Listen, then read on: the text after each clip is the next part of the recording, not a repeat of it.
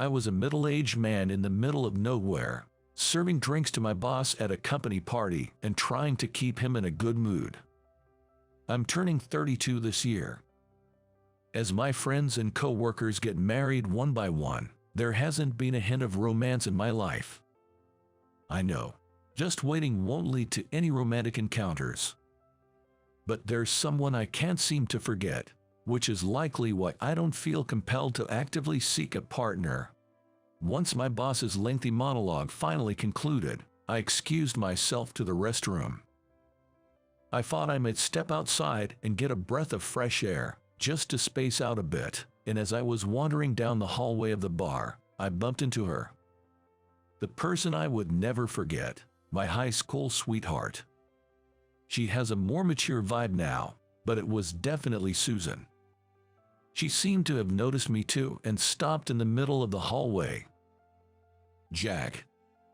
She called my name, then fell silent. "It's been a while. I'm here having drinks with my boss."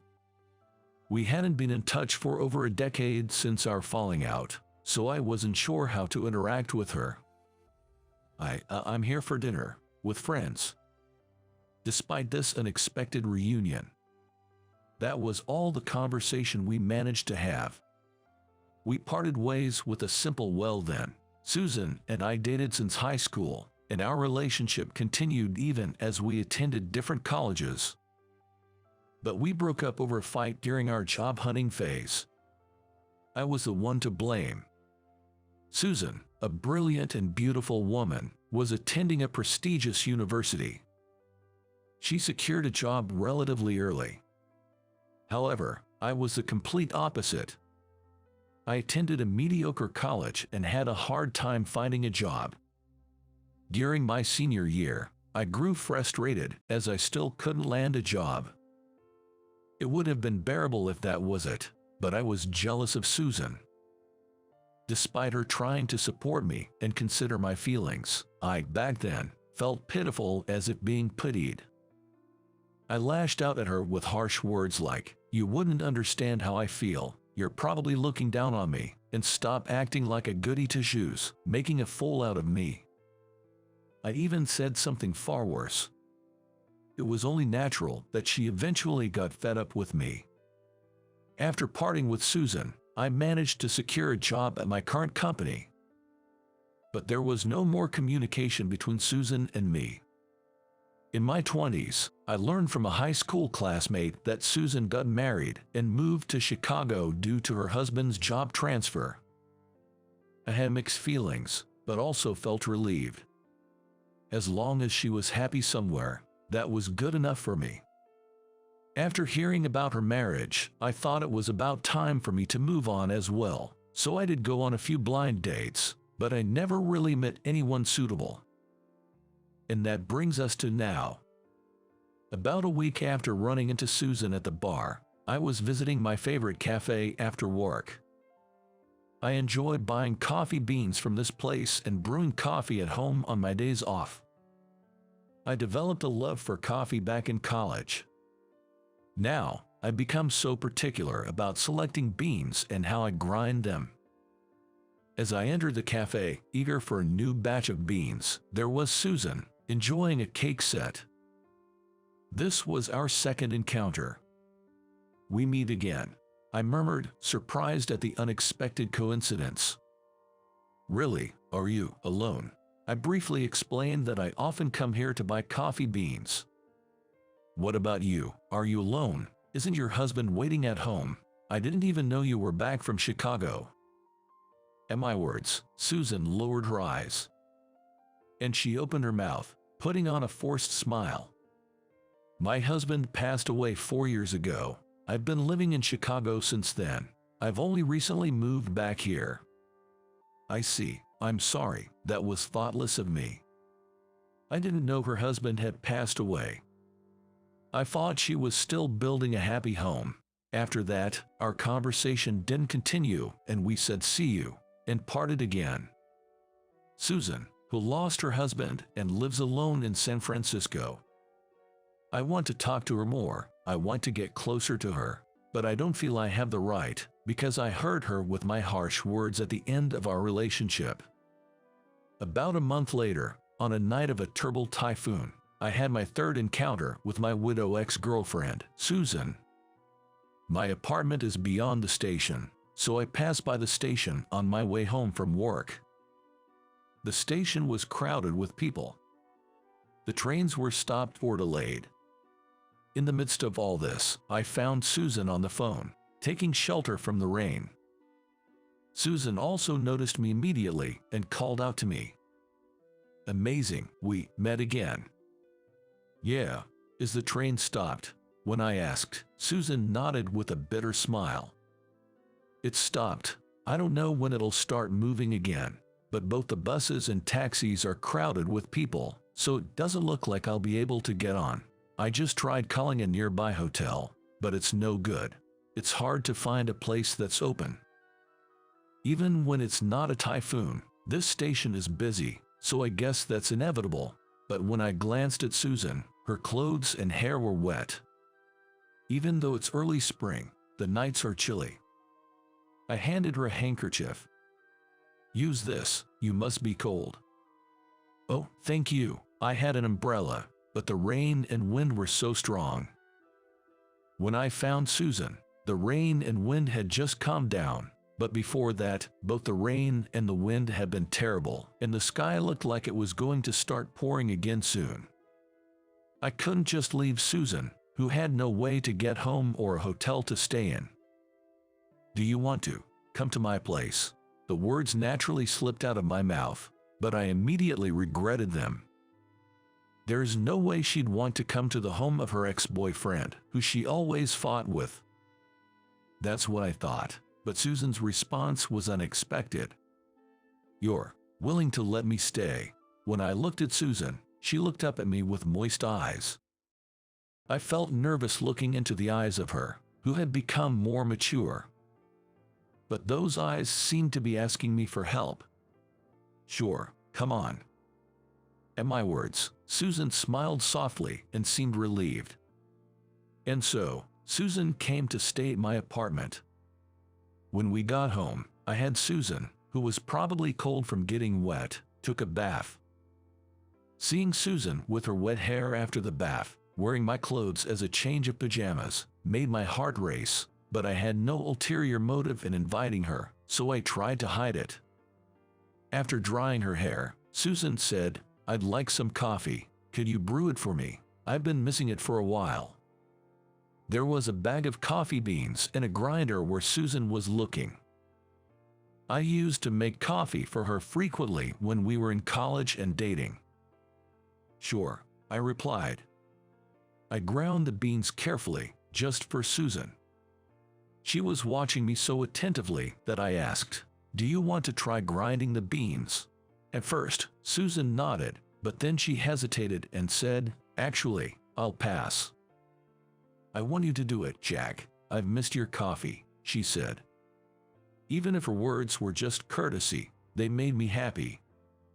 As the coffee was almost ready, I asked her how she wanted it. Do you want it as a Cafe Olay? Yes, you remember that, she said. Susan couldn't drink black coffee. When we were dating, I always made it into Cafe Olay by adding milk for her. I still remembered it well. Of course, I remember it. I said, offering Susan the freshly made Cafe Olay. Susan took the mug from me with both hands and carefully brought it to her lips. Ah, it's delicious. The aroma is soothing. I've missed this. I've missed your Cafe Olay after we broke up. I've been wanting to drink it for over 10 years. I've been holding back for more than 10 years. The phrase more than 10 years seemed to have a significant weight. I poured my own coffee too. Like in my college days and even now, I prefer it black. Drinking my own brewed coffee is my daily routine, but today's coffee, which I shared with Susan, tasted even better than usual. After finishing our coffee, we discussed where we were going to sleep. Jokingly, I asked, I only have one bed. Is it okay if we sleep together? I wanted Susan, who seemed to feel guilty for staying over, to at least smile. I figured she'd retort with something like, "No, it's not okay," since she's got a vibe like that. But her reply was, "Okay." Stunned, I looked at Susan, who was looking at me with a serious expression. "I've been lonely since my husband passed away," she said. I couldn't help but feel an urge to hug Susan. But I knew this didn't mean she had feelings for me. Susan has been spending lonely nights since her husband's death. Today, perhaps due to the stormy weather, her loneliness had just erupted. I thought if she spent the night in the same room or bed with me, she'd regret it. And not just Susan. I might regret letting the mood carry me away, even though I care about her. So I thought there was only one thing I could do. "Susan, I'm sorry for my inappropriate joke. You can sleep on the bed. I'll sleep on the living room couch. I don't want you to regret anything because of your current feelings," I said. Maybe Susan had anticipated what I was going to say. Susan nodded without arguing or saying anything. "No, you're right. I'm sorry," she said. It seemed Susan agreed, which relieved me. Even though I decided not to get swept away, considering that this might be the last time I saw Susan, I thought I should apologize for something I had wanted to apologize for a long time. "Susan, I'm sorry about when we broke up." "When we broke up? Do you mean the argument we had?" I found myself rethinking whether I could call what happened an argument. From the moment we started dating until we broke up, I never saw a single fault in Susan. When we were in high school, I once asked her why she would even consider dating a guy like me. Back then, just like now, I was a pretty ordinary guy, mediocre at academics and sports. In contrast, Susan was rumored to be adorable, an honor student, popular with teachers, and highly academic. I just couldn't see what balanced out between us. But as it turns out, Susan and I did not meet for the first time in high school. Apparently, we were in the same class in kindergarten, a fact I had forgotten. I'm told I protected Susan back then when she was being bullied. From that point on, I was considered a hero in Susan's eyes. Susan moved away when we were in senior kindergarten, but she told me that she never forgot about me. I had no recollection of doing anything so admirable. I vaguely remember helping a girl back then, but I feel like I was just trying to show off, being a little kindergartner. Susan recounted the story of our kindergarten days several times after we started dating. I used to find it cute that she remembered such things, but by the time I was job hunting, I was sick of hearing it. Because it just wasn't possible for a pathetic guy like me, who couldn't even secure a job, to be a hero. That was when I had just been rejected by the 10th company. I was feeling the bitter truth of how much your alma mater matters in job hunting. With no job offers coming my way, I felt like I was being denied as a person. Susan, who had already secured a job, was trying to encourage me. But I was so immature at that time, I found Susan's kindness annoying. So I told her, "Shut up. Everything is so perfect for you, Susan. You've always been a top student, got into a good college, found a job right away. You don't know what it feels like to be a failure like me." Susan's eyes were welling up with tears. "Don't talk like that about yourself, Jack. You're my hero." But I was even frustrated with my job search, and my frustration was maxed out when she told me this story. "I'm tired of hearing that story. I don't know it. I can't remember stuff from kindergarten. Stop imposing your ideals on me. I'm not your hero. In fact, I don't want to hear your pointless stories anymore. You're annoying me." I still can't forget the look on Susan's face when I said that. It was hurt. That day I told her to go away, and she left, her shoulders drooping. After that, I ignored Susan, who kept apologizing. I just wanted her to leave me alone. Then one day, she told me over the phone, "Let's break up." It was only natural, considering the awful things I had said. All I think I said was, "I understand." As I was reminiscing, Susan's voice brought me back to reality. She was laughing at my apology, a decade late. "No, it's okay. It's not all your fault, you know. Looking back, I think I should have stood back and watched over you a little more. I was young, and I just thought I had to be there for you, that I had to say something to encourage you. I think that just put more pressure on you and made you more irritated. Maybe we were just too young, both of us." I was happy at Susan's kindness, saying that even though I was the one to blame. But you know, when we met again in high school after being apart since kindergarten, I really thought it was destiny, but I guess it wasn't. We really can't be together, can we? I had nothing to say to that. That day we slept in separate rooms, and when I woke up the next day, Susan was gone from my apartment. The room without Susan felt cold, as if the temperature had dropped. That's when I spotted a note from Susan on the table. "If we meet again, I hope we can be together next time." I saw that and ran out of the house. Surprisingly, I caught up with Susan quickly as I ran towards the station. She was walking slowly, her eyes swollen from crying. I moved to stand in front of Susan and took her hand. I squeezed her slightly cold hand warmly before expressing my feelings. "I'm sorry. I said I'd regret it if I let things slide yesterday, but that was just an excuse. The truth is, I've always loved you and I still do. I was just being a coward yesterday. I was scared. I had hurt you once, and I wondered if I could make you happy again. I also thought I definitely couldn't beat your deceased husband. I was thinking if it was okay for me, if I had the right to say I wanted to be by your side. I was scared and couldn't say anything." Susan's handwriting on the note was shaky. I thought she must have written it while crying, and my chest tightened, so I started running. "Susan, you said our reunion in high school was destiny. I feel the same way. I think our reunion here as adults is destiny. I won't hurt you anymore. I'll cherish you in my own way, without comparing to anyone else. So I want to be with you. Please give me another chance. Will you date me?" After I finished speaking, I felt somewhat embarrassed. I mean, a guy over 30 talking about destiny. But it seemed Susan felt the same way. She chuckled and said, "Sometimes you can be such a romantic, Jack, but I like that about you." Susan and I all smiled and made eye contact. "Do you want to go back to my place again? I'll make you a delicious cup of coffee. Of course, I'll make yours a latte. Let's talk about the past and the future." "That sounds good. I have a lot of things I want to talk about, too."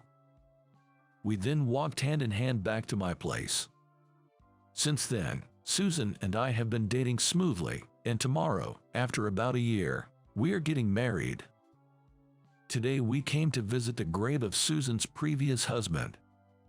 This is not the first time I've come to visit his grave with Susan. Before I confessed to Susan, I was pessimistic about whether I could make her happy like her previous husband did. But I realized it's not about comparing. The fact that her husband cherished Susan, I accept that, and I decided to cherish Susan in my own way. That's why I visited the grave that I wanted him to rest easy. I'll protect Susan's smile. When Susan asked what I was thinking about when I was paying respects, I kept it a secret. It's a secret conversation between men that I can't tell Susan. Susan was sulking, saying, "I'm curious," but she seemed rather happy. After visiting the grave, we returned to our new home. Our own home to live in together. When I was about to make coffee, Susan said she preferred juice. She usually doesn't say things like that, so I was worried and asked if she was feeling unwell. But seeing me flustered, Susan grinned. Then she placed a hand on her stomach and said, "I'll have to pass on the latte for a while." The caffeine might startle this little one. As I realized what her words meant, I couldn't help but yell out in joy. I held Susan in my arms. Our baby is due in 7 months.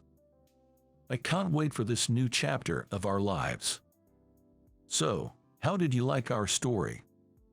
Your subscription to our channel greatly motivates us to create more content. Looking forward to seeing you in the next video. 2 years into our marriage, yet I still considered us newlyweds. 2 years since the day we vowed to spend forever together. My heart sank at the sight of my wife, unashamedly declaring, "I'm pregnant." The father was my boss. We should wait to have kids. I want to enjoy our time as newlyweds. Those words from my wife when we got married echoed in my mind. My name is Ryan Kitchener. I turned 30 this year. I married my wife Susan 2 years ago. We met at work. We were in different departments, but worked for the same company. Every time we crossed paths in the hallways of our office building or in the elevator, I thought to myself, what a beautiful woman she was. When a coworker introduced us, I was so thrilled my heart did a little victory dance. I was always looking for an opportunity to talk to Susan, and I wasn't going to let this chance slip by. I watched every movie and read every book she recommended. My attempts to close the distance between us, slowly but surely, started to bear fruit. Back then, it seemed Susan had a boyfriend. But I didn't ask too much about him. I was indicating that it didn't matter to me. Even now, I'm amazed at my own tenacious efforts. Susan quit her job, by her own volition, and is now a stay-at-home wife. I'm happy that she's keeping our home safe. Susan goes to cooking and flower arrangement classes, has leisurely lunches with her friends, and lives a comfortable and relaxed life. 2 years into our marriage, around the time when our parents started hinting about wanting to have grandchildren, an unbelievable incident occurred. The busy season of overtime was over, and I was in high spirits leaving work on time. Thinking that Susan must have been feeling lonely due to my busy schedule, I bought her favorite cake on my way home. For the upcoming long weekend, we could go on a mini vacation. I picked up brochures of nearby tourist spots at a travel agency by the train station. I ordered takeout so Susan wouldn't have to worry about making dinner. I'm home. I managed to get off work early today. As I spoke to Susan while taking off my shoes at the front door, she came running from down the hall. She seemed surprised at my early return. As I explained about ordering takeout for dinner, I handed her the cake she loves. But there was something off about Susan. "Susan, is something wrong?" As I handed her my suit jacket and asked, she gave a small nod. There was a solemn look on her face. As I sat down on the living room couch, Susan took a seat in front of me. Then, she said words that I couldn't believe. "I'm pregnant, and I want us to break up." The words hit me like a blunt force to the back of my head. I could never have imagined hearing such words from Susan. Susan and I don't have any kids. She was the one who had convinced me, who wanted a child right after we got married, that it was too soon. Respecting her wish to enjoy our newlywed life a little longer, I had promised to wait for her sake. We were careful these past 2 years. So, what's this new life in her belly? I want a divorce. It's for the child. I never wanted to hear the phrase "for the child" from Susan's mouth in such a situation. I thought it would be a phrase we'd use joyfully together as a couple. Susan was looking at me expressionlessly. But it seemed her intention to divorce was firm. "Please sign this. I want a divorce, for the sake of my child." Susan laid out divorce papers with her signature already on them before me. The witnesses section was signed by Susan's parents. She had already consulted her parents. I want to know who the father is. But I couldn't afford to lose my cool here.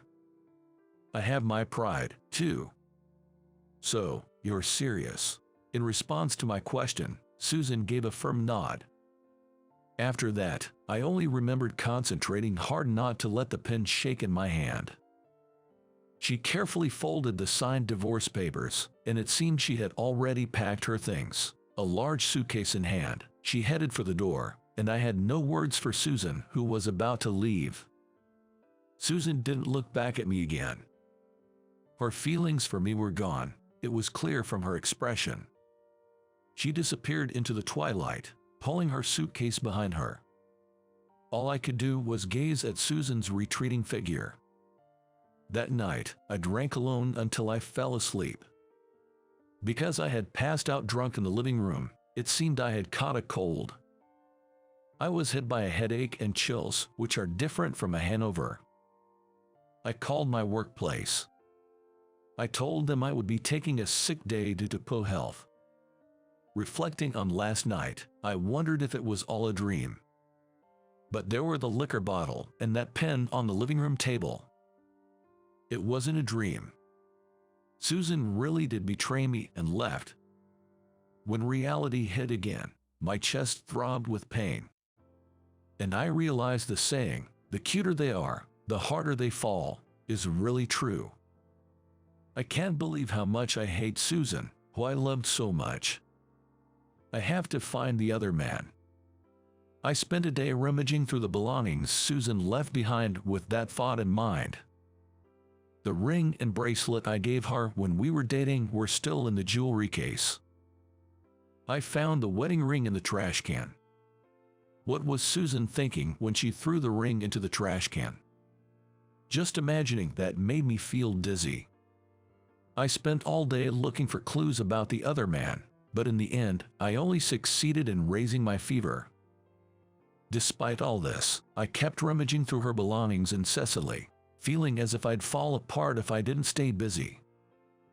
But because I was in such a state, my health didn't fully recover in a day.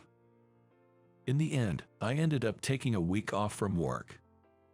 Somehow, when I managed to get myself back to work, my coworkers knew about my divorce.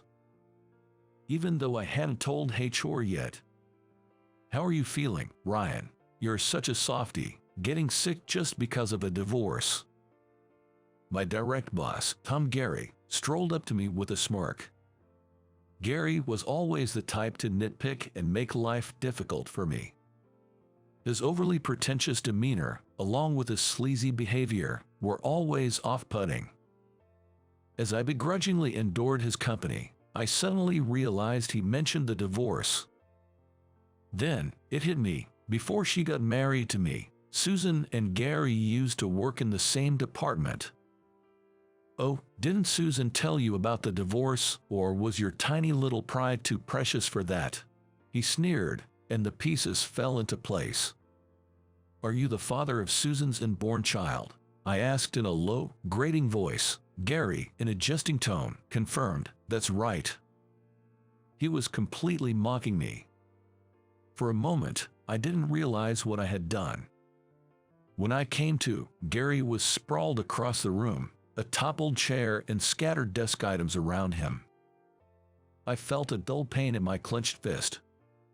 The ensuing chaos was like something out of a festival. Some people were helping Gary up, others were trying to restrain me. Gary, despite being hit, was laughing. He was laughing at the future trouble I had just invited. He had baited me into it. Gary is the grandson of the founder of our company. I had just punched a future company executive. Of course, I was suspended. And then, inevitably, I was fired. I became an unemployed man, dumped by his wife. My life after that was a wreck. I knew I needed to look for a job to survive. But my actions couldn't catch up with my thoughts.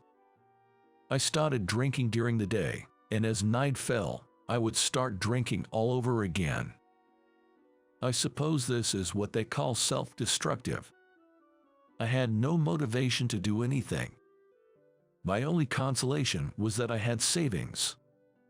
I wanted to thank the old me for being diligent in saving money. While living such days, after about a month, a surprising visitor arrived. At first, I pretended I wasn't home. But 30 minutes later, the doorbell rang again. Once again, I pretended not to be home. The doorbell rang again an hour later. Annoyed, I wondered who on earth could be bothering me. As I reluctantly opened the front door, I found an unfamiliar woman standing there. She stood tall, gazing at me with a piercing stare. I felt like I was being judged, and I quickly averted my eyes. May I ask your name?" I asked. The woman staring at me had a dignified appearance and a face that suggested a strong will. Suddenly, I felt embarrassed about the alcohol on my breath. I hadn't even bothered to shave. "Are you the ex-husband of that woman?" she asked abruptly, nearly stopping my heart. She didn't beat around the bush. She was Gary's wife. And that woman she mentioned must have been Susan. Well, I stuttered, at a loss for words. The woman deeply bowed her head. She introduced herself as Lillian Gary. Just as I'd imagined, she was Gary's wife. The neighborhood ladies passed by, shooting me curious glances. I always found these gossip-loving folks a bit hard to deal with. "Please, come inside." I hastily invited Lillian in, trying to avoid the gossip that would inevitably spread otherwise. "Thank you," she replied, and walked into the house without hesitation. Of course, I hadn't done any cleaning at all.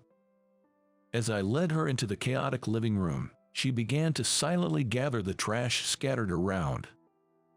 "I can clean that up myself," I tried to insist, but she cut me off. "We can't have a serious conversation in this mess, can we? If you're not going to help, please sit down." She snapped, so I sat up straight. I sat down on the couch and watched in stunned silence as she went about tidying up. "Why don't you go wash your face?" she suggested. I got startled by her words, and I dashed off to the bathroom. I washed my face quickly. I was shocked at the sight of myself in the mirror, as I looked like a stranger. I washed my face and shaved. I washed and combed my hair. For the first time in a long time, I felt a little bit more like a human. When I returned to the living room, the cleaning was already finished. The trash had been bagged up and set out in the hallway. "I used your kitchen," Lillian said as she offered me a cup of tea. She seemed quite reliable for Gary's wife. "Thank you, I feel like a human again." I was surprised by how naturally my gratitude spilled out. Lillian gave me a faint smile in response to my words. But in the next moment, her smile disappeared. "My husband asked me for a divorce. He said it's because he has a child now." She cut straight to the chase. It seemed she disliked beating around the bush.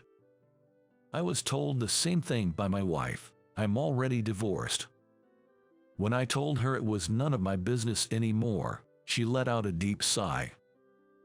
It seemed that the affairs of her husband, Gary, weren't a new occurrence. Apparently, he had resolved a previous scandal with money, and it was also with Susan. Susan took the payoff, and she immediately married me. She told me she had married as proof of ending her relationship with Gary. He had attempted to resolve it with money this time as well, but Susan wasn't budging. From Lillian's tone, I could tell she still loved Gary. She wanted to somehow get rid of Susan. "So, I get what you want to say, but you want to mend things with Gary and not get her divorce. This man had cheated on her twice with the same woman and even had a child with her. Could she still be holding on to feelings for him?" When asked if she didn't want a divorce, Lillian looked a little surprised. She had an expression as if divorce hadn't even crossed her mind. Do you really think you can start over from this point? Even I think it's a bit mean to ask. But I found her expressions and attitude intriguing. I wanted to know what Lillian's response would be. With a small smile, she simply said, "We're married, after all." I don't know why, but I felt defeated. In the end, I asked Lillian to leave that day, agreeing to discuss it again another time. The day after Lillian's visit, Gary came over. It seemed he had heard from Lillian about her meeting with me yesterday. As a former boss, I decided to invite him into the living room. Gary looked around the living room and then laughed.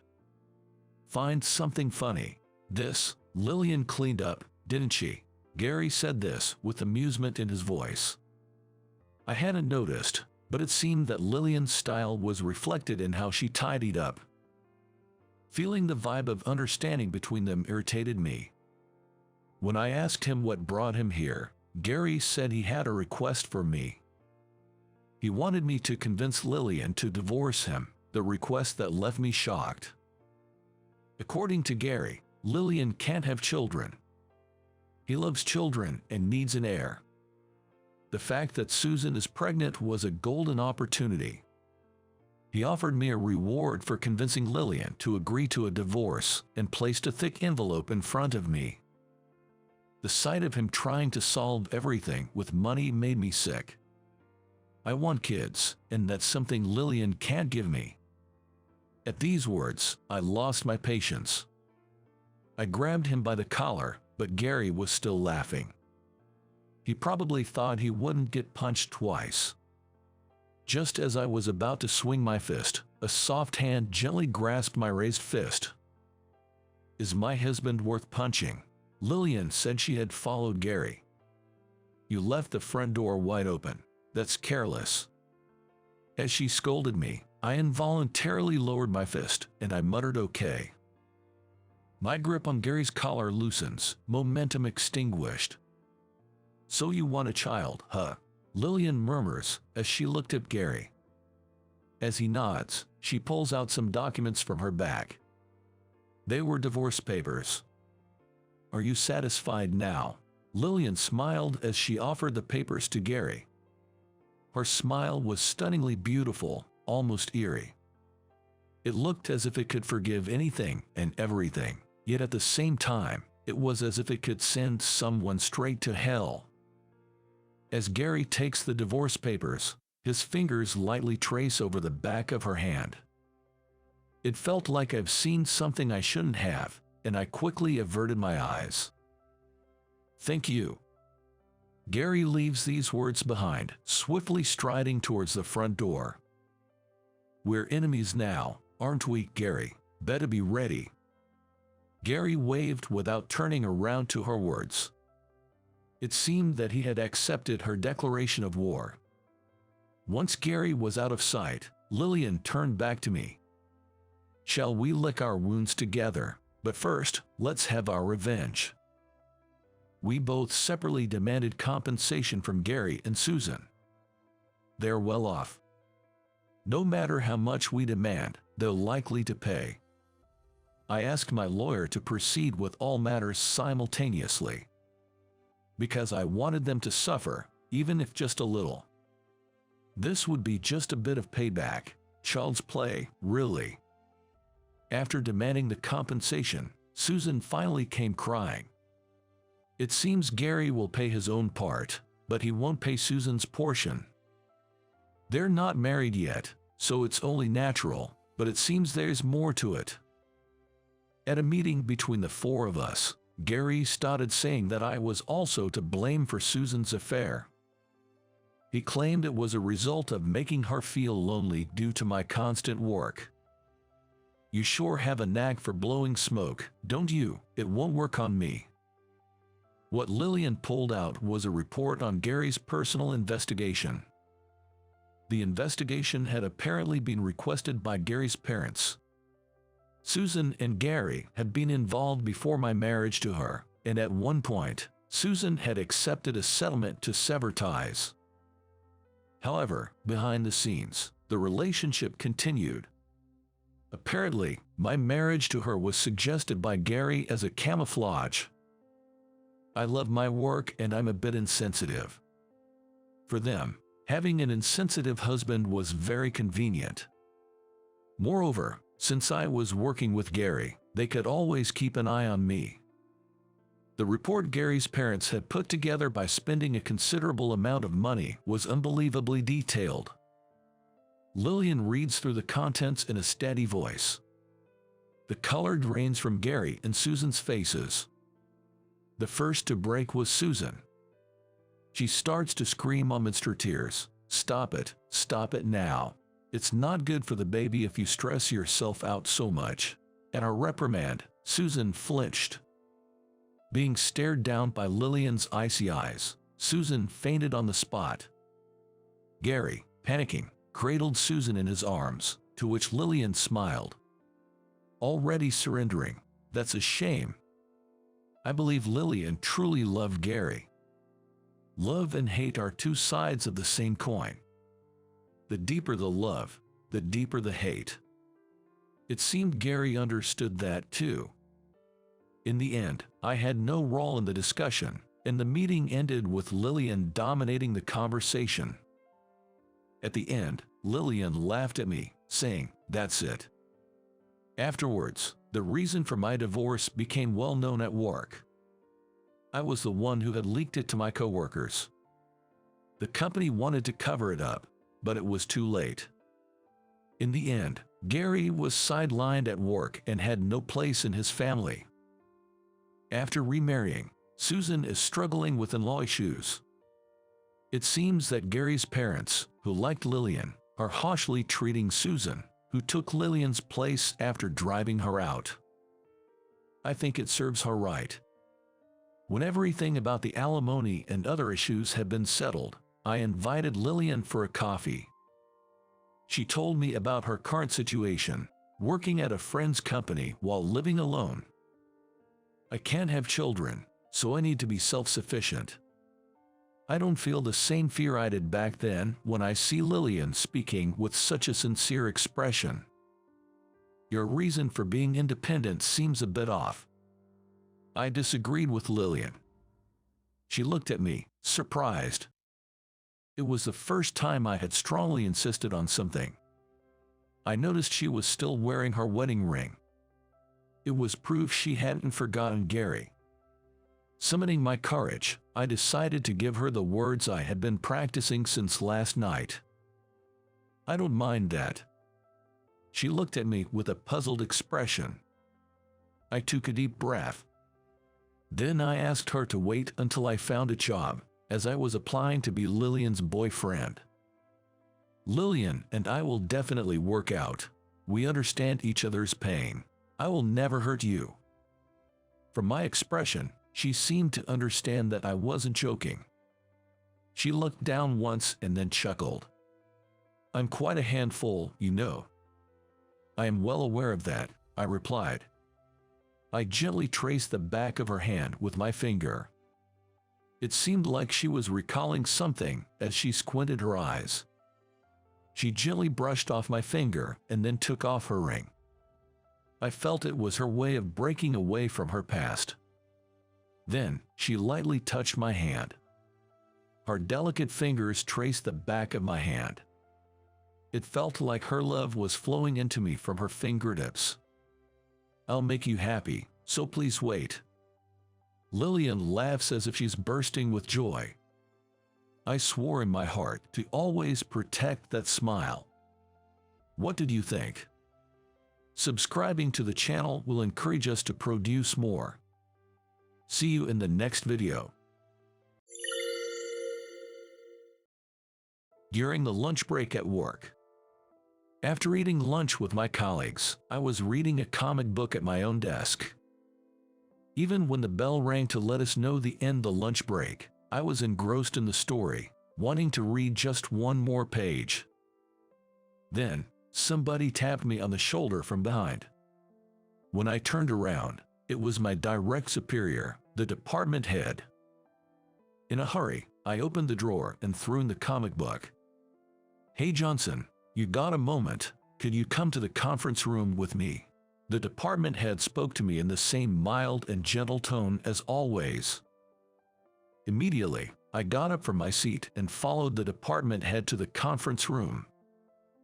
When we entered the empty conference room, the department head asked me if I wasn't going to take any more paid leaves. In the previous month, I sporadically took day offs almost every week. "What about it, Johnson? Are you going to take some day offs this month, or not?" Saying that, the department head gave me a sharp stare. As I was lost for words to reply, the department head spoke ruthlessly. "You don't want to work with me, do you? As you wished. You're going to be let go from my department and also from the head office." The department head told me that this was a transfer order. I had no right to refuse, and I was forced to either follow the transfer order or quit the company. "So you mean I'm being demoted?" That night, when I got home, I told my girlfriend Mary about the situation. I'd been living with her for almost 7 years. I was forced by the department head to choose between following the transfer order or quitting the company, and I chose to stay in the company. The place I was being transferred to was a sales office in a remote area in the Midwest. Mary asked me why I was being demoted. When I hesitated to answer, Mary said, "Could it be that you were trying to change jobs and the company found out?" She hit the nail on the head. With a stunned face, Mary sighed. She said that she had a vague idea on the reason why I was taking day offs during the week and going somewhere. I have already changed jobs 4 times since I graduated from college.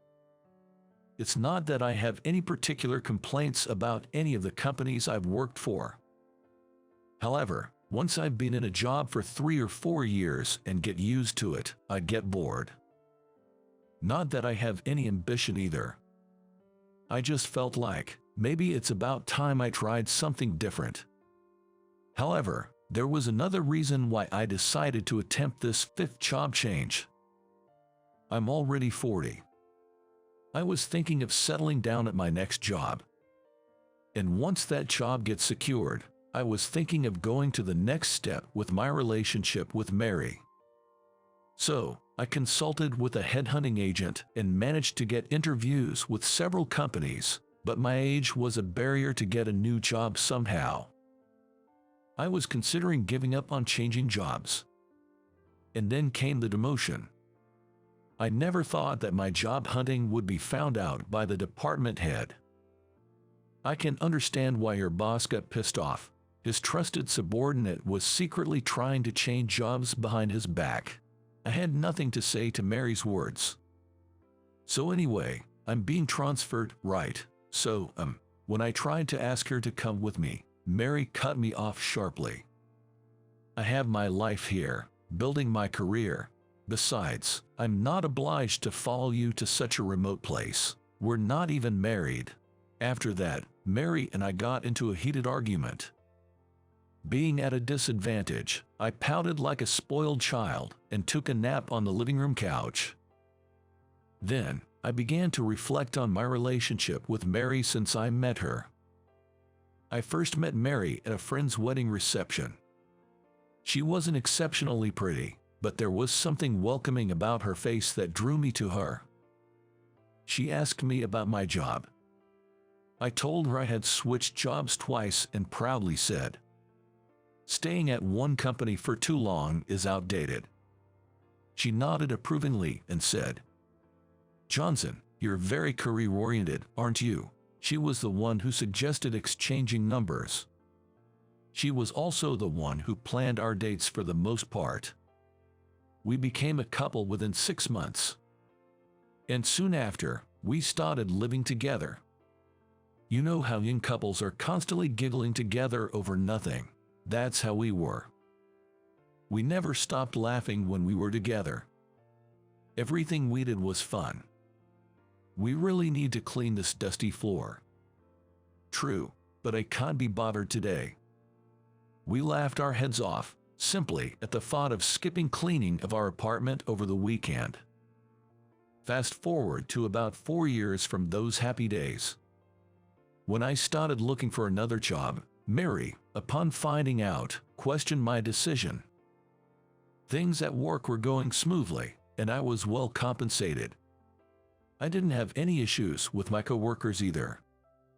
Despite all this, she asked me why I was considering changing jobs. Well, because there's a company out there, you know. I jokingly replied, but she didn't laugh. It was clear that she started to doubt my true nature. She realized that my attitude towards work was not about career progression, but simply about being fickle. From then on, her look at me changed. Not just about work, but also about our relationship. Despite living together for so long, I never brought up the topic of marriage, and this seemed to trigger distrust in her.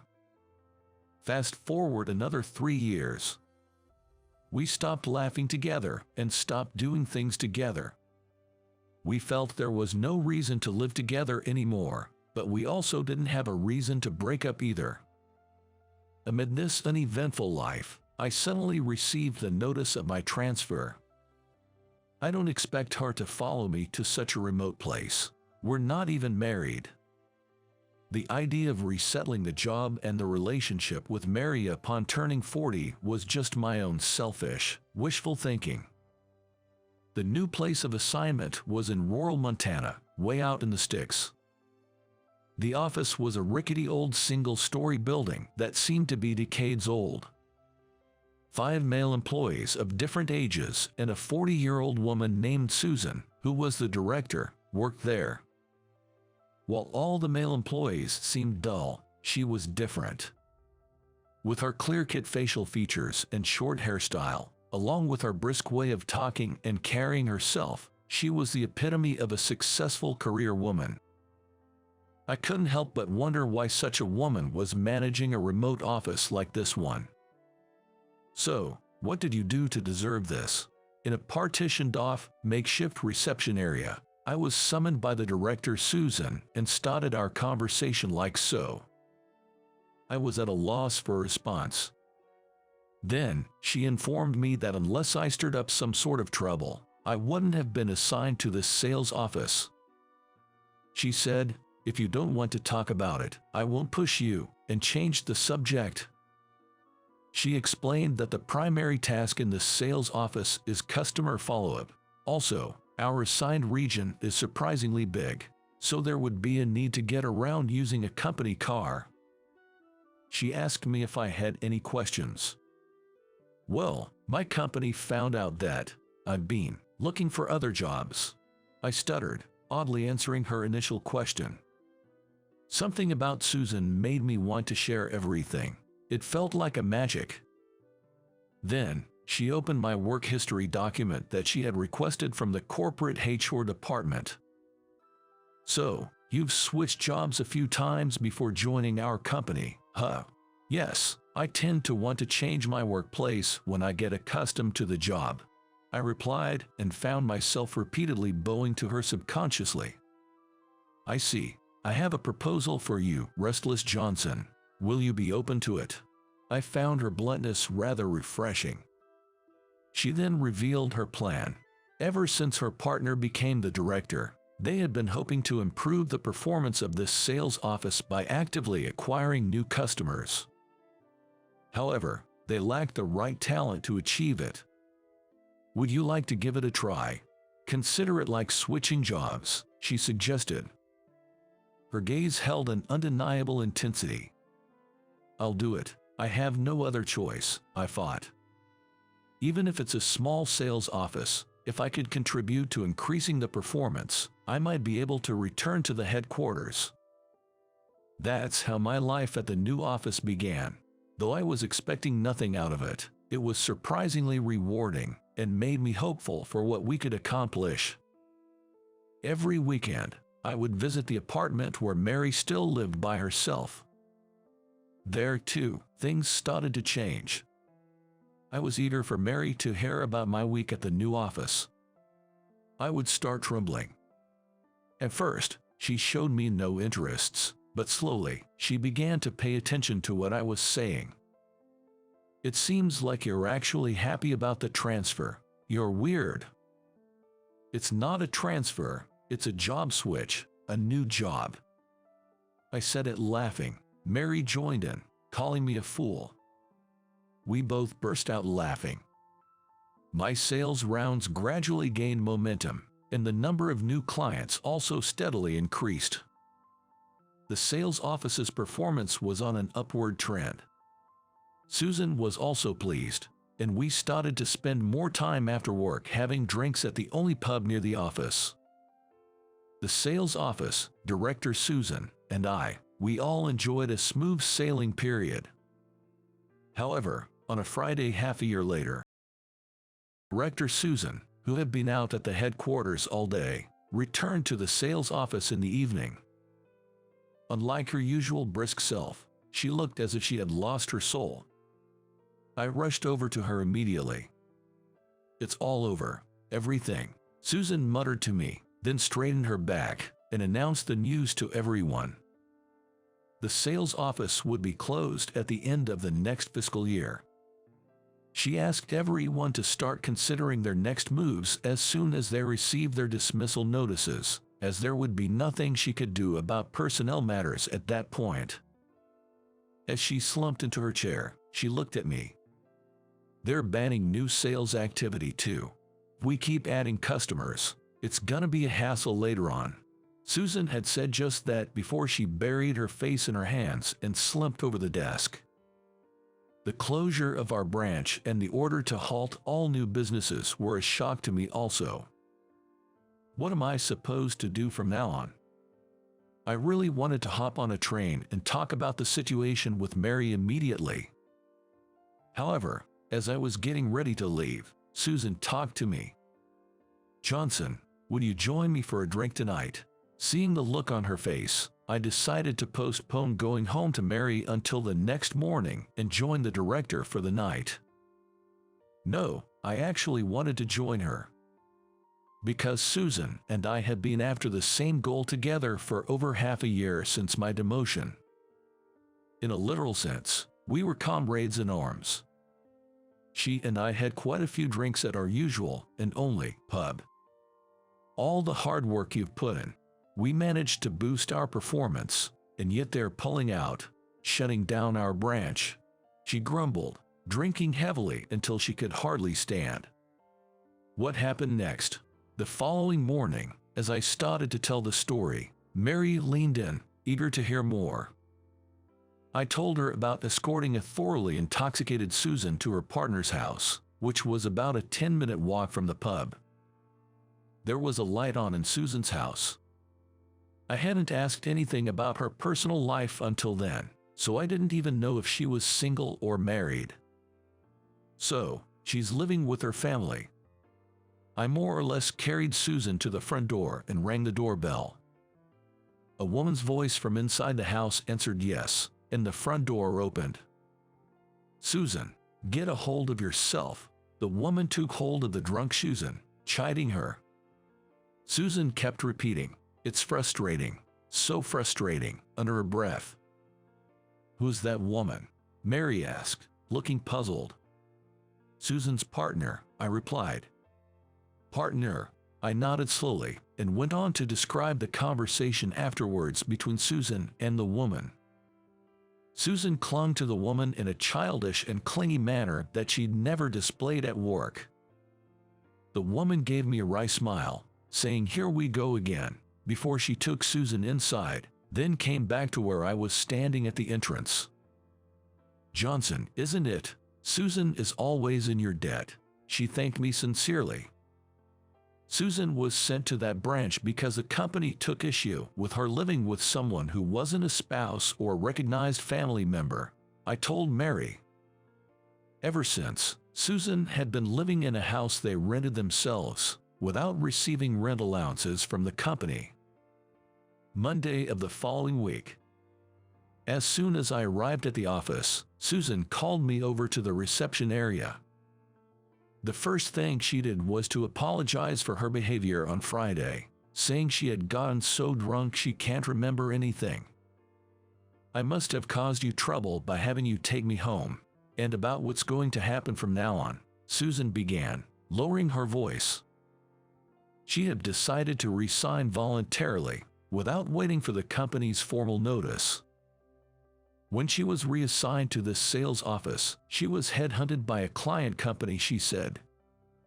At that time, she decided to stay with the company that had demoted her without any wrongdoing, hoping to give them a taste of their own medicine. She wasn't sure if that client would still hire her, but she had several other prospects, so she was planning to look for a job after leaving. You know, my roommate suggested it might be better that way. And the roommate, Susan's partner, kindly suggested that Susan should lend a hand in my search for a new job if necessary. In other words, as long as I'm the director, I should be able to pull some strings. So why not use your paid vacation or whatever to help look for a new job? What do you think? Director Susan's words made me realize something. Since I was reassigned, I had sealed off the idea of changing jobs. That's why, no matter what order was handed down, I had decided to stay with this company. But the passive attitude would not do any good at this point. Now is the time to change jobs. But I was worried about what Mary would say if she found out I was changing jobs. That was my only concern. I contacted the headhunting agent again and started to look for a job. Thanks to Susan, the process of scheduling job interviews went smoothly. However, I couldn't find a company that would hire me. A month passed and it was time for the boss to leave the office. I wonder if I've meddled in your situation too much. Susan said when I told her that I was having a hard time finding a new job. At that time, I still had the option to stay with the company. On the weekend, I went to Mary's apartment as usual. Oh, I see, your boss Susan left the company, Mary said. And then she asked me what I was going to do. When I made a nervous face, she smiled and said, "You were looking for a new job, right?" Over the past month, when I came here for interviews, I had lied and said I was called into the headquarters, but Mary had seen right through it. I told her about how Susan was supporting my job hunting. With Susan gone, what are you going to do with your job search? To be honest, I'm not sure, I replied. I haven't found any prospective options, so I might end up sticking with my current company until retirement. You mentioned it before, right, when we first met, that the concept of a long employment at one company is outdated, Mary said, resting her hand on my shoulder. She then spoke. She disliked the idea of changing jobs out of boredom, but would agree 100% if the purpose was to find what I want to do. Don't you want to find a new job? I nodded, albeit reluctantly. But I hadn't made my mind yet. Then, Mary took out our joint bank statement from a drawer and showed it to me. With this much in savings, we can get by with just her income for a while. Leave it to me, so please, take your time and find your next job. Inspired by her words, I resigned from the company, put all my effort into job hunting, and finally secured a job at my desired company. That weekend, Mary and I went out to the city to buy a new suit for me. By chance, we ran into Susan. She was with that woman. We stood there, catching up on what had been going on in our lives. "And how about you?" Susan asked, stepping back and looking at Mary behind me. I took Mary's arm, led her forward. "She's my partner." Mary gave a nervous nod. "Oh, your wife is so beautiful and lovely. Truly, you make a wonderful couple." Susan and her companion agreed. I put my arm around Mary's shoulder and said yes, looking at her. Mary was caressing her shiny wedding ring on her left hand's ring finger with her right hand. I hope you enjoyed today's story. Your subscription and likes give us the motivation to continue our work. We are looking forward to your comments as well. We'll see you in our next video.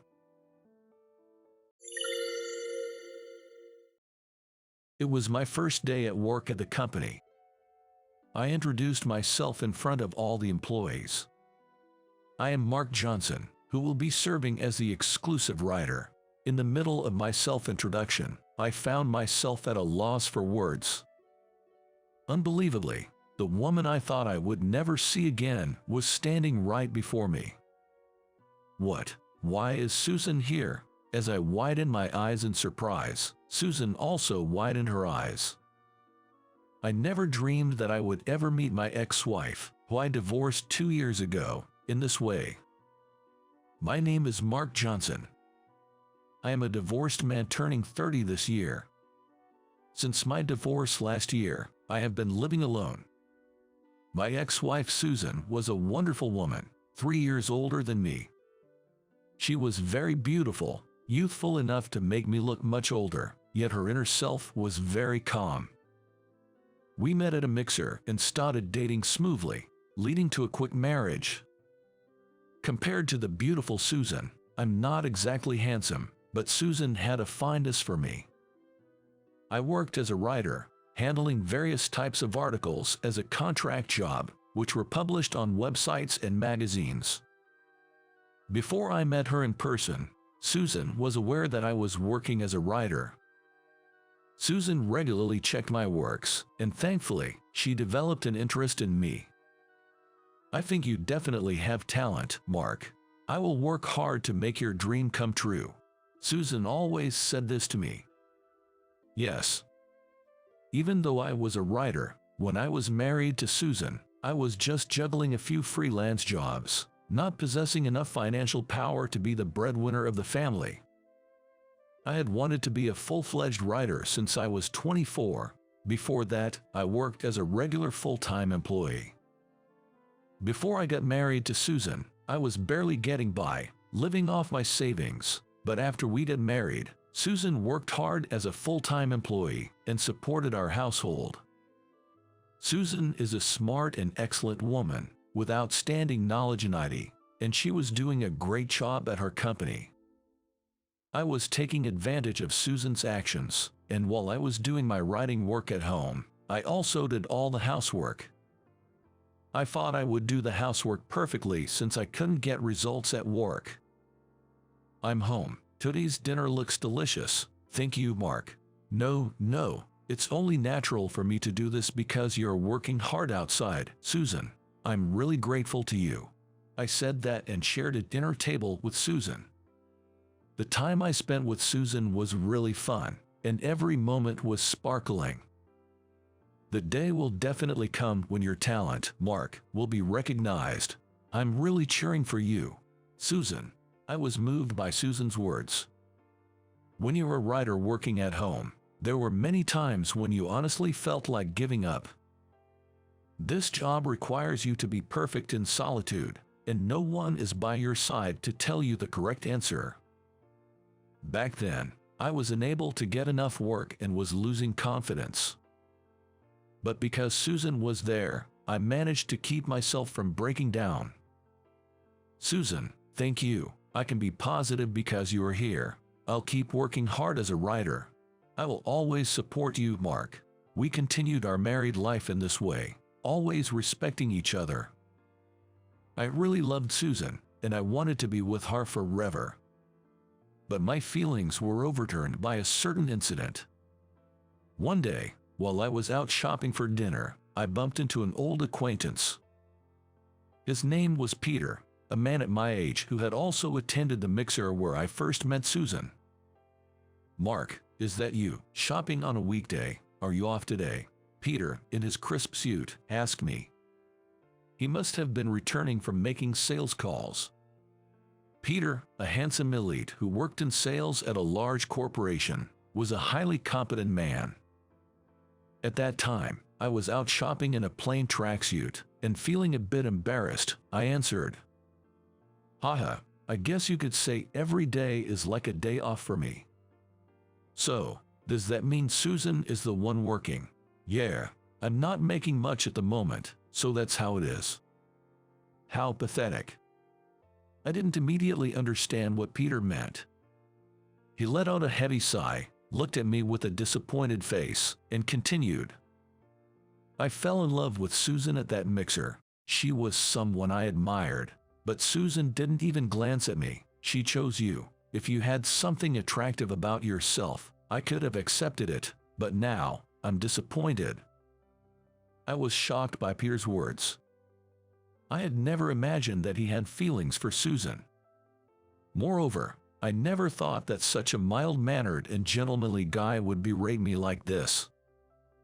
Despite being deeply shaken, I managed to muster a forced smile and responded. Although, I might not have smiled properly due to my inner turmoil. Yeah, Susan is really a wife too good for me. If you understand that, why don't you step back? Peter gave me a cold look.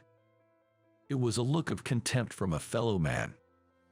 Susan is really pitiful. I bet she gets sympathy from her colleagues because her husband is like you. Susan is such a beautiful and wonderful woman. I still believe I could have made her happier than you, Mark. If you wish for her happiness, I recommend that you realize your place, even now. With that, Peter briskly walked away, leaving me standing there, feeling as though I had been struck on the head with a blunt object. I don't remember how I got home. But even after getting home, Peter's words kept flashing back in my mind, filling me with an unbearable feeling. It forced me to confront the inadequacy and inferiority I had vaguely felt as a husband. I have been married to Susan for 2 years, but as a writer, I haven't made any progress. My days are still filled with small jobs, and despite submitting my work to various companies hoping for a formal contract, but I'm getting no responses. I keep saying, I'll get results one day, but in reality, nothing changes. It's one thing to chase after a dream that might not come true by myself, but is it right to drag Susan along? Susan herself supports me and trusts me. But can I take responsibility if I fail to meet her expectations? Before I knew it, I was filled with self-pity, and tears welled up in my eyes. I'm home. Wait, Mark, what's going on? Susan, surprised by my unusual mood, rushed to my side. Susan is always so kind to me, and does so much for me. Despite this, I can't do anything for her. In that moment, I painfully realized this truth. Susan, let's get a divorce. The moment I said that, Susan looked at me with a startled expression. Oh, Mark, what happened? I'm no good. I can't make Susan happy. Susan seemed like she wanted to say something, but instead she just nodded gently and said, I understand. Maybe she could tell from the tears I shed. And so, in our 2nd year of marriage, we put a period to our life together. It was a divorce we both agreed to, so the proceedings went smoothly. Even at our last goodbye, Susan smiled and cheered me on. She looked so refreshed, and I knew then that this separation was the right thing. Susan is a serious person, and she must have felt obliged to support me, but at the same time, she must have felt burdened. Mark, promise me this at least. I'll be waiting for you to succeed as a writer. Even at this parting, Susan was kind. Feeling her considerateness, I let out a small stream of tears as I said goodbye. Yeah, I'll keep on writing. After parting with Susan, I dedicated myself more to writing than ever before. Before, when Susan was around, we would go out as a couple, but now I am truly alone. Thankfully, I have plenty of time. I wrote and wrote as if I were possessed.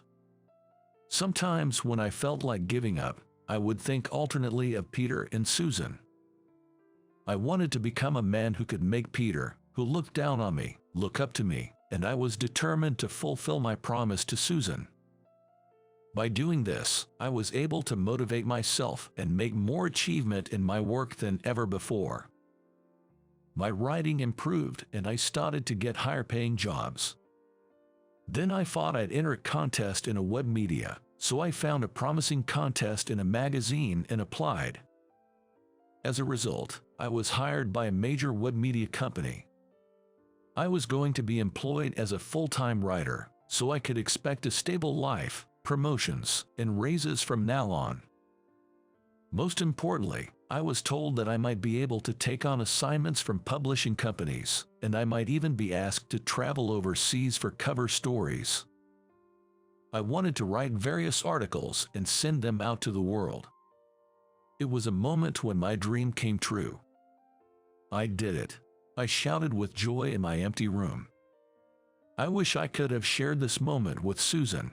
It will soon be 2 years since I divorced her. I'm still alone, but I'm sure she, the charming woman, has already been blessed with a new good encounter. For me, that's the greatest joy. There are plenty of men who are more suitable for Susan than me, a cowardly man. Yes, like that Peter. She can choose as many handsome and wealthy men as she wants. I have to move on too. With that thought, I said goodbye to Susan again in my heart, but later I was to be hit by an unexpected situation. A few days later, I went directly to the major web media company that had hired me. Normally, since I'm a writer, I can work remotely, but from now on, I need to have meetings with the editor in charge at the office. So, first of all, I had to greet all the employees.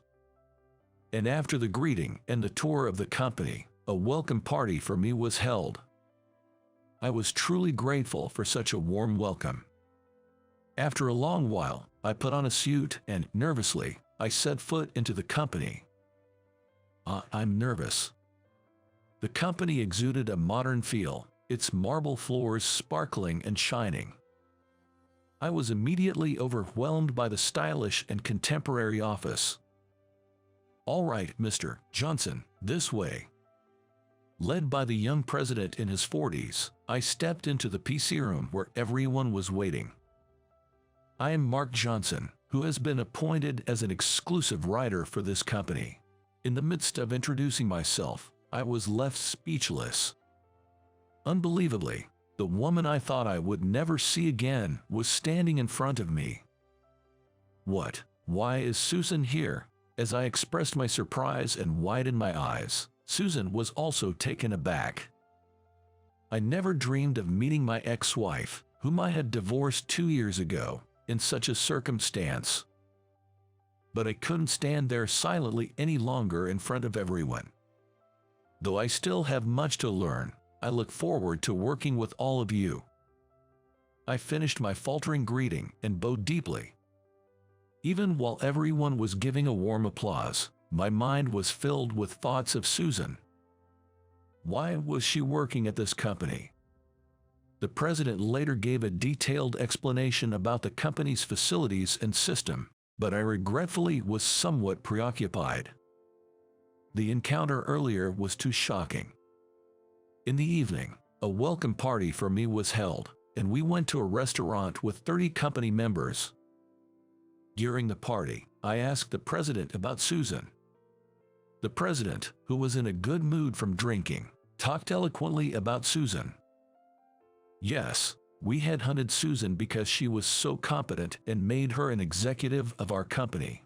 Becoming an executive all of a sudden, that's impressive. Susan was working in web marketing at her previous company, and attracting customers on the web is her forte. Also, she had excellent grades in the Department of Humanities at a national university, so of course she has excellent writing skills and talent as an editor. In fact, she's really standing out in our company. I'm really glad we hired her. Just as the president said, Susan had excellent grades at the Department of Humanities at a national university.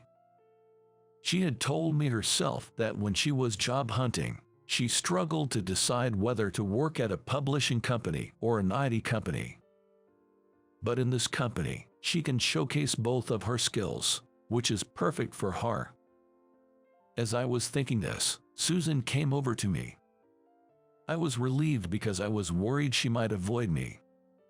"Mark, it's been a long time." I was surprised. "I never expected to meet you again like this." "Me neither." Seeing Susan up close after a long time, I was unexpectedly nervous. Even after 2 years apart, she was still as charming as ever. To be able to talk so naturally again. I never even dreamed of this.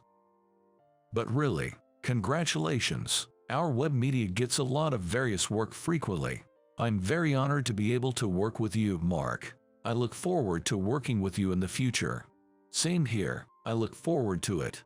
And so we began our relationship as a good business partner. The company's culture suited me, and I was able to concentrate on writing in a comfortable and enjoyable environment. I visited the office regularly for work meetings and actively communicated with Susan. She was such a competent woman and gave me precise instructions. "Mark, last month's article was a hit in terms of traffic. There was a lot of feedback from people wanting to read more, so I'm thinking of turning it into a series." "That's great news. Is there anything I should pay attention to?" In this way, we meticulously discussed our work. Every time we compared our ideas, the results visibly improved, and being evaluated directly like this also motivated me. Honestly, I never dreamed that a day would come when I could interact with Susan in this way. I used to respect Susan, but I was always riddled with complexes. Even though Susan was cheering me on, I continued to feel pathetic in my constant anxiety and feelings of inferiority. But now it's different. I have confidence in myself now, and I no longer feel inferior as I used to. Susan herself must feel this change in the air, and I can say with certainty that our relationship feels better than before. Although we have been apart for 2 years, it seems that what we cultivated during that time was not in vain. I think I still love Susan. Half a year since I met with Susan again. I could feel my affection for Susan growing day by day. But I was the one who brought up the divorce, and there's no way Susan feels the same about me. Even from the perspective of her ex-husband, Susan is now sparkled. Susan, who was successful at work, was very attractive and radiant, a figure of admiration among the male employees. The kindness Susan shows me might just be for work, and in reality, I'm probably just a thing of the past. While my feelings for Susan grew stronger, I was trying to convince myself to give up, but an incident awaited us that would greatly shake our relationship. Here's to the growth of our company. Cheers. At the president's toast, all the employees raised their glasses and started toasting each other. Today was the regularly scheduled company-wide drinking party. Coincidentally, Susan was sitting next to me today, which made my heart beat fast. Unlike her serious suit style at work, Susan was cute in a dress today and had heavier makeup. I hadn't seen Susan like this in a while, and while I felt a fresh thrill, I also felt that Susan probably already had a new partner. There's no way such a wonderful woman would be left alone. I felt a little sting in my heart and fought to drown my feelings in alcohol, drinking at a high pace. But surprisingly, Susan next to me was drinking at an even higher pace. Was Susan always such a heavy drinker?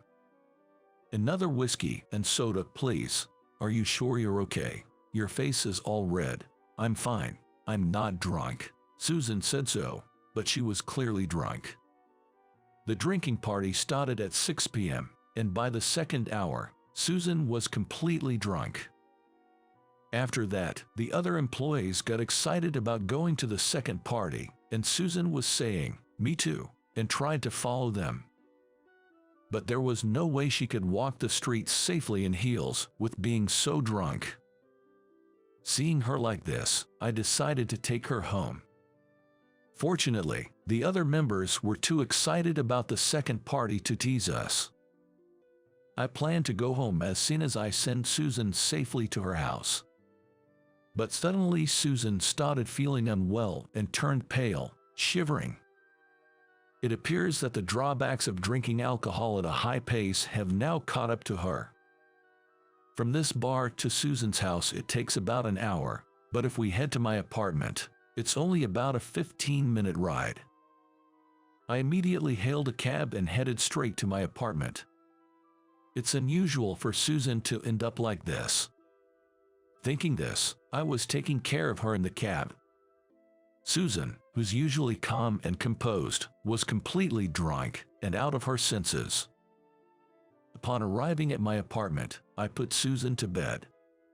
Susan was already fast asleep, and I kept watch over her the entire time. I never thought I'd see the day Susan would come back here. Naturally, all the days I spent with her began to resurface one after another in my mind. While cherishing those memories, I also felt a sort of melancholy. When she wakes up, she'll be leaving here promptly. We were supposed to be over, yet that fact felt unbearably sad to me. As I was indulging in these indescribable feelings, she quietly woke up.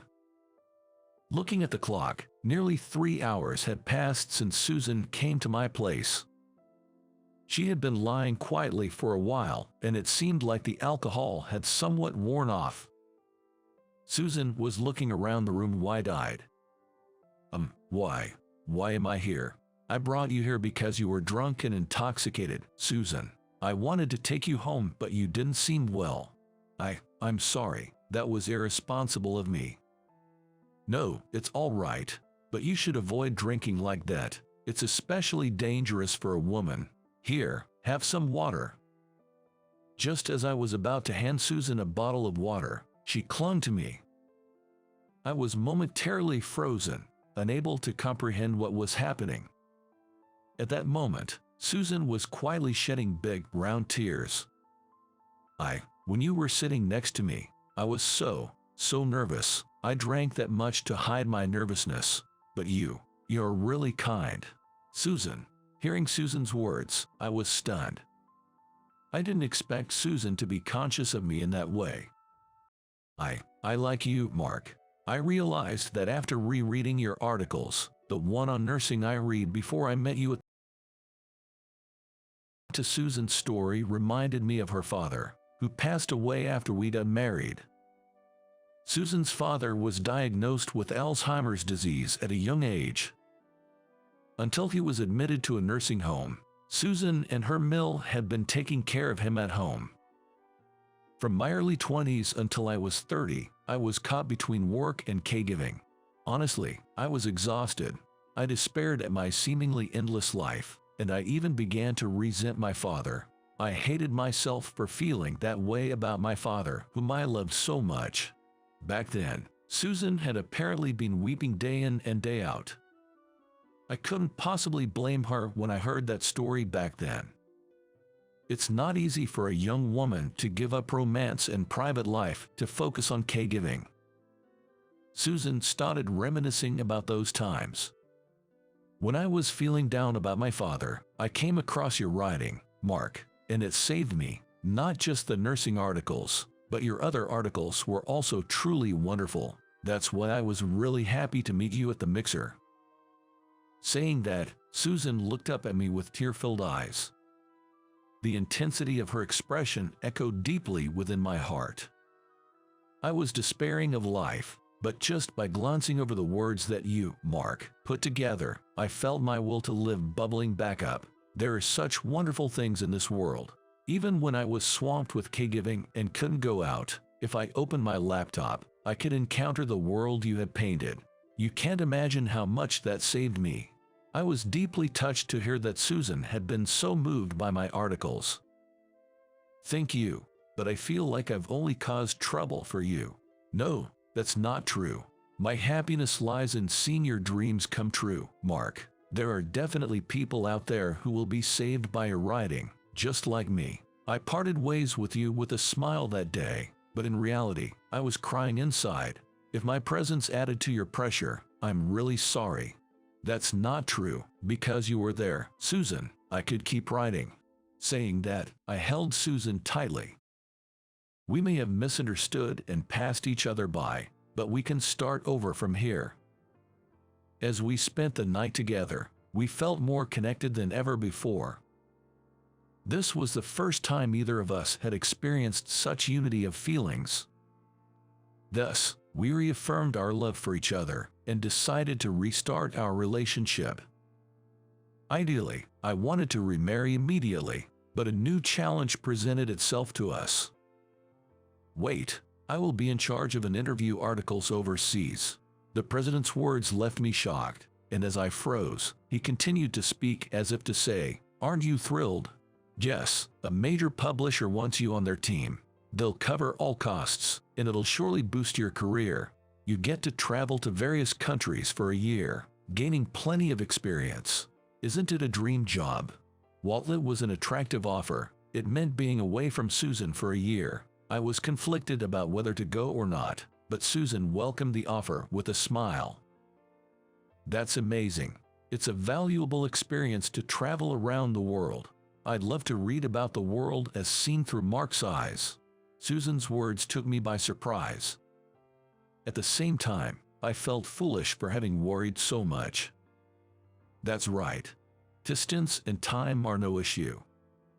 Even if there are periods when we can't see each other, as long as there's love and writing, we can overcome anything. "Yeah, you're right. I'll become a bigger man in preparation for our marriage, Susan." And so, I accepted the offer and set off on a one-year research trip. Susan was there at the airport to see me off, a glittering engagement ring on her right hand. When I returned, I intended to present her with a large wedding ring for her left hand. "Take care." "Yeah, I'll do my best." With smiles on our faces, we began walking towards a bright future.